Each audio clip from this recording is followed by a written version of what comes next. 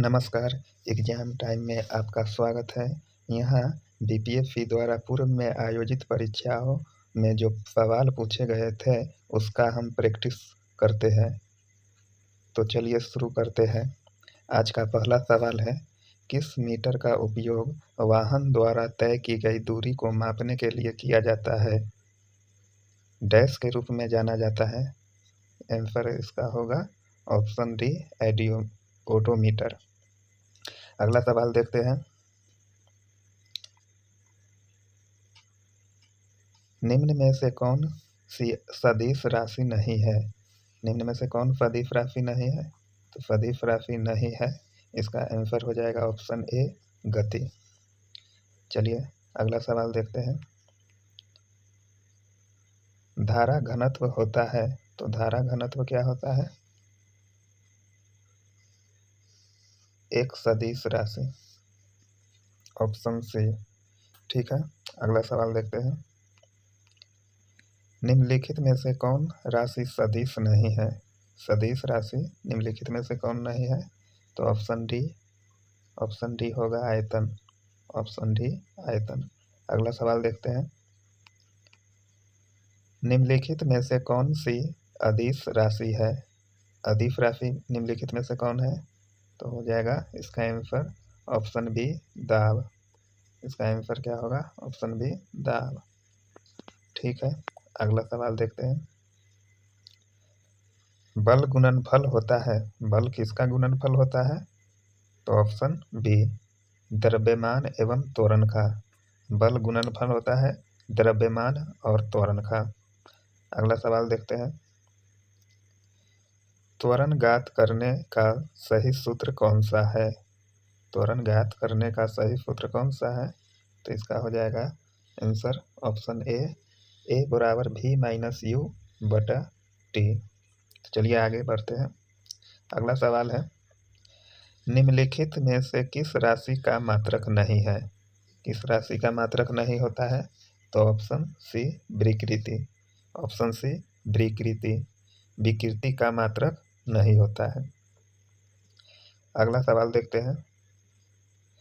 पदार्थ के संवेग और वेग के अनुपात से कौन सी भौतिक राशि प्राप्त होती है? तो वेग, संवेग और वेग के अनुपात से कौन सी भौतिक राशि प्राप्त होती है? तो इसका हो जाएगा ऑप्शन सी, द्रव्यमान। अगला सवाल देखते हैं। भूगोल का है, भारतीय भूगोल का सवाल आया है। चलिए शुरू करते हैं। सवाल है, हिमालय का पर्वतपदीय प्रदेश है, तो निम्न में से हिमालय का पर्वतपदीय प्रदेश कौन है? तो इसका आंसर हो जाएगा ऑप्शन बी, शिवालिक। अगला सवाल देखते हैं। दक्षिणी प्रायद्वीपीय उच्च भूमि डैश का भाग है, तो निम्न में से दक्षिणी प्रायद्वीपीय उच्च भूमि किसका भाग है? तो आंसर ए, गोंडवाना लैंड का भाग है। अगला सवाल देखते हैं। भारतीय उपमहाद्वीप पूर्व में मूलतः एक भाग था, तो भारतीय उपमहाद्वीप पूर्व में किसका भाग था? तो आंसर हो जाएगा ऑप्शन बी, गोंडवाना लैंड का।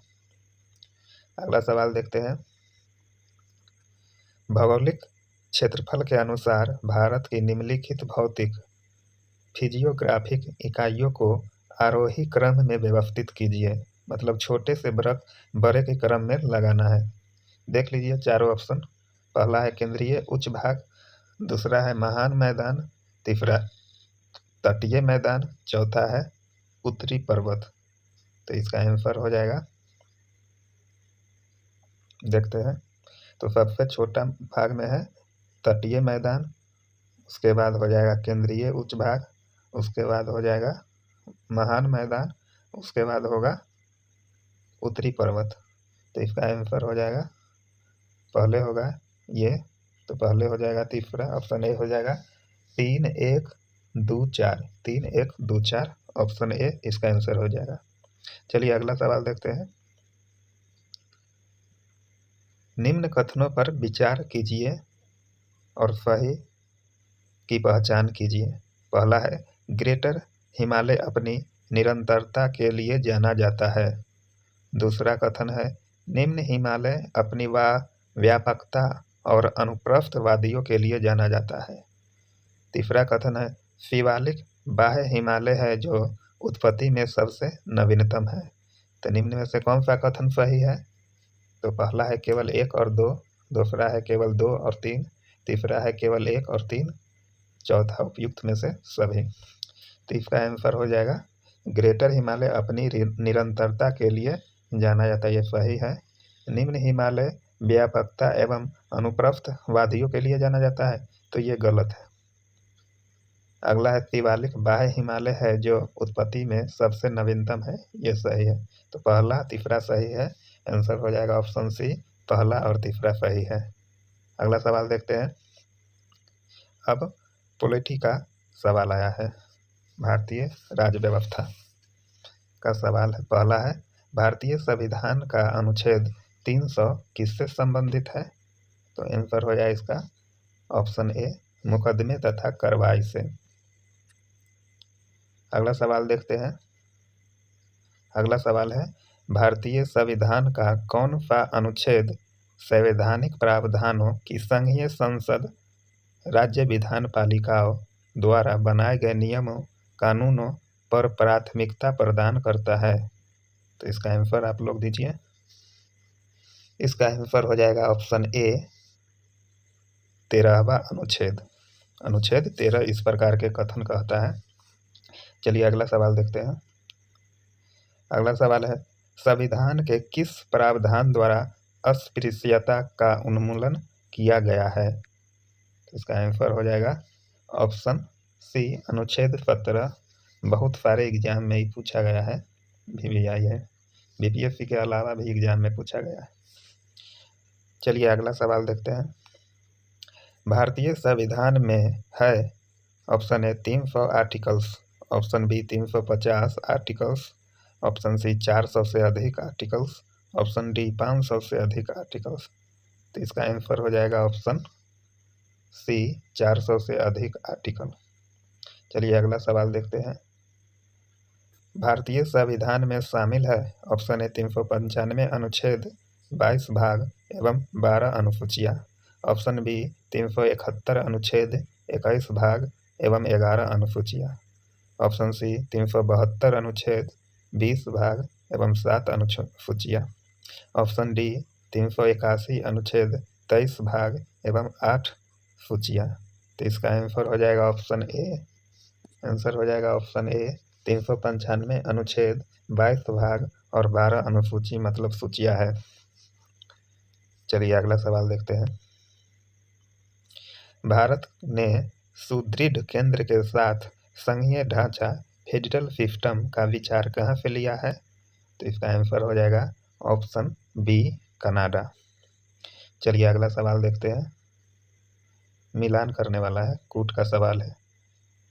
सूची 1 को सूची 2 से मिलाइए और नीचे दिए गए कूटों का प्रयोग करते हुए उत्तर का चयन कीजिए। सूची 1 इधर दिया है, सूची 1, सूची 2। सूची 1 में है संविधान के मद, सूची 2 में देश जिनसे लिया गया है, तो जिस देश से लिया गया है वो सूची 2 में है। थोड़ा और ऊपर खसका लेते हैं, तो मिलान कीजिए। चलिए मिलान करते हैं। तो राज्य के नीति निर्देशक सिद्धांत किस देश से लिया गया है? तो इसका हो जाएगा ऑप्शन 3, आयरलैंड से लिया गया। बी, मौलिक अधिकार किस देश से लिया गया है? तो इसका हो जाएगा ऑप्शन 4, संयुक्त राज्य अमेरिका से। तो बी का हो जाएगा 4। संघ एवं राज्यों के बीच संबंध की समवर्ती सूची कहाँ से लिया गया है? तो इसका हो जाएगा ऑप्शन 1, ऑस्ट्रेलिया से। भारत राज्यों का संघ जिसमें केंद्र को अधिक शक्ति प्रदान की गई है, तो हो जाएगा कनाडा से। इसका दूसरा हो जाएगा, तो हो जाएगा 3, 4, 1, 2। 3, 4, 1, 2 कौन सा ऑप्शन है? तो 3, 4, 1, 2 ऑप्शन डी इसका आंसर हो जाएगा। चलिए अगला सवाल देखते हैं। भारतीय संविधान के भाग 4 में राज्य के नीति निर्धारक सिद्धांत वर्णित है। भारतीय संविधान की यह बात विश्व के किस देश के संविधान से प्रेरित व प्रभावित है? तो इसका आंसर हो जाएगा ऑप्शन डी, आयरलैंड। अगला सवाल देखते हैं। भारतीय संविधान में मौलिक अधिकारों के विचार का संदर्भ किस देश से लिया गया है? तो मौलिक अधिकार किस देश से लिया गया है? ऑप्शन सी, संयुक्त राज्य अमेरिका से। अगला सवाल देखते हैं। भारतीय संविधान में राज्य के नीति निर्देशक सिद्धांत की अवधारणा किस देश के संविधान से ली गई है? तो ऑप्शन ए, आयरलैंड। पहले ही देख चुके हैं। चलिए अगला सवाल देखते हैं क्या है। स्वतंत्रता, समानता और भ्रातृत्व की प्रेरणा कहाँ से आई है? तो ये हो जाएगा, उसका आंसर होगा ऑप्शन बी, फ्रेंच क्रांति, मतलब फ्रांसीसी क्रांति से आया है ये। फ्रांस की क्रांति से, फ्रांसीसी तो गलत हो जाएगा, फ्रांस की क्रांति से आया। अगला सवाल देखते हैं। निम्नलिखित में किसने बंगाल में द्वैध शासन प्रणाली, ड्यूअल गवर्नमेंट को समाप्त कर दिया? Option A, Robert Clive. Option B, Lord Cornwallis. Option C, Warren Hasting. Option D, उपयुक्त में से कोई नहीं। तो ऑप्शन सी, वारेन हेस्टिंग। यहाँ से अब इतिहास का 10 प्रश्न होगा, उसके बाद आगे क्या है देखेंगे। चलिए अगला सवाल देखते हैं। द्वैध शासन का जनक किसे माना जाता है? Option A, lord Clive. Option B, Hector Munro. Option C, lord Macaulay. Option D, sir लियोनस कार्टिस को। ऑप्शन ई, उपयुक्त में से कोई नहीं, उपयुक्त में से एक से अधिक। तो इसका आंसर हो जाएगा ऑप्शन डी, सर लियोनिस कार्टिस को। अगला सवाल देखते हैं। इनमें से किसे भारत में ब्रिटिश साम्राज्य का संस्थापक माना जाता है? तो इसका आंसर हो जाएगा लॉर्ड क्लाइव। अगला सवाल देखते हैं। भारत में ब्रिटिश साम्राज्य का संस्थापक कौन था? तो इसका भी आंसर वही होगा, ऑप्शन सी, लॉर्ड क्लाइव। अगला सवाल देखते हैं। पंजाब हिंदू सभा की स्थापना किस वर्ष हुई थी? तो पंजाब हिंदू सभा की स्थापना किस वर्ष हुई थी? तो ऑप्शन हो जाएगा बी, 1909 में। अगला सवाल देखते हैं। भारत का प्रथम गवर्नर जनरल कौन था? तो ये तो सभी को पता होगा। भारत का प्रथम गवर्नर जनरल कौन था? तो लॉर्ड कैनिंग, ऑप्शन सी। अगला सवाल देखते हैं। पंजाब भूमि हस्तांतरण अधिनियम कब पारित किया गया था? ऑप्शन ए, 1950 में। ऑप्शन बी, 1895 में। ऑप्शन सी, 1900 में। ऑप्शन डी, 1905 में। तो इसका आंसर होगा ऑप्शन सी, 1900 में। अगला सवाल देखते हैं। रंजीत सिंह ने सुप्रसिद्ध कोहिनूर हीरा प्राप्त किया था? तो आंसर हो जाएगा इसका ऑप्शन ए, शाह शुजा से रंजीत सिंह सुप्रसिद्ध कोहिनूर हीरा प्राप्त किया था। अगला सवाल देखते हैं। अंग्रेजों ने श्रीरंगपट्टनम की संधि किसके साथ की थी? तो श्रीरंगपट्टनम की संधि किसके साथ हुआ था? तो इसका हो जाएगा टीपू सुल्तान के साथ हुआ। वर्ष डैश में टीपू सुल्तान और ब्रिटिश ईस्ट इंडिया कंपनी के बीच मंगलुरु की संधि पर हस्ताक्षर किए गए थे? तो इसका आंसर हो जाएगा 1784, ऑप्शन डी। अगला सवाल देखते हैं। टीपू सुल्तान ने अपनी राजधानी बनाई थी? तो टीपू सुल्तान ने अपनी राजधानी कहाँ बनाई थी? तो ऑप्शन ए, श्रीरंगपट्टनम में। अगला सवाल देखते हैं। बंगाल में द्विशासन प्रणाली किसके द्वारा लागू की गई थी? तो रॉबर्ट क्लाइव, ऑप्शन सी। अगला सवाल देखते हैं। सम्राट शाह आलम द्वितीय ने ईस्ट इंडिया कंपनी को बंगाल, बिहार तथा उड़ीसा की दीवानी प्रदान की थी? कब प्रदान की थी? ऑप्शन ए, 12 अगस्त 1765।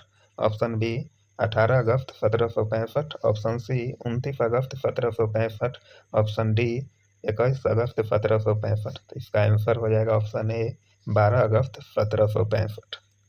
अगला सवाल है, अब बिहार स्पेशल का ये सवाल आया, चलिए शुरू करते हैं। बिरसा मुंडा के गुरु कौन थे? तो बिरसा मुंडा के गुरु ऑप्शन बी आनंद पांडे थे। अगला सवाल देखते हैं, उस क्षेत्र की पहचान करें जहां संथालों ने 1855-56 में अपनी सरकार की घोषणा कर दी थी। तो इसका आंसर होगा ऑप्शन बी भागलपुर राजमहल। अगला सवाल है, ईस्वी सन 1855 में संथाल विद्रोह का नेतृत्व किसने किया था? तो इसका आंसर हो जाएगा ऑप्शन ए सिद्धो और कान्हू। अगला सवाल देखते हैं, निम्न में से संथाल विद्रोह कब हुआ था? तो 1855-56 में। अगला सवाल है, संथाल हुल विद्रोह आदिवासी आंदोलन कब हुआ था? तो वही सवाल है, थोड़ा अलग तरीका से पूछा है। इसका आंसर हो जाएगा ऑप्शन सी 1855-56 में। अगला सवाल है, 1855 ईस्वी में संथालों ने किस अंग्रेज कमांडर को हराया था? तो उस अंग्रेज कमांडर का नाम था मेजर बारो, ऑप्शन सी इसका आंसर हो जाएगा। चलिए अगला सवाल देखते हैं, बिहार में चौरी विद्रोह किस वर्ष हुआ था? तो चौरी विद्रोह बिहार में ऑप्शन बी 1798 में हुआ था। अगला सवाल देखते हैं, किस ब्रिटिश अधिकारी ने भारत सरकार को सूचित किया कि पटना के मुसलमान पेशावर के नज़दीक 64वीं नेटिव इन्फेंट्री के साथ आपस में पत्र व्यवहार करते थे और याचना की ब्रिटिश के विरुद्ध बगावत करें? यह किसने सूचित किया था? तो ऑप्शन ए रॉबर्ट मोंटगोमरी ने। अगला सवाल देखते हैं, 1830 के दशक में पटना नगर केंद्र था? तो पटना नगर बहावी आंदोलन का केंद्र था। अगला सवाल है, बिहार में परमानेंट सेटलमेंट लागू करने का कारण था? क्या कारण था? इसका आंसर हो जाएगा ऑप्शन सी भू राजस्व का राजस्व निर्णय करना।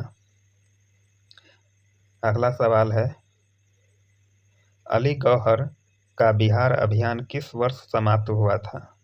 तो इसका आंसर हो जाएगा ऑप्शन डी 1759 में। अगला सवाल है, अलीवर्दी को किस वर्ष बिहार का डिप्टी गवर्नर नियुक्त किया गया था? तो इसका आंसर हो जाएगा ऑप्शन डी 1733 में। ये था बीपीएससी द्वारा पूछा गया प्रश्न PYQ के रूप में, जिसे यहाँ प्रैक्टिस सेट के रूप में हम लोग यहाँ कर रहे हैं, जो 50 महत्वपूर्ण सवाल है। अगर आपको वीडियो अच्छा लगे, इससे कोई मदद मिला हो तो वीडियो लाइक एवं शेयर जरूर कीजिएगा।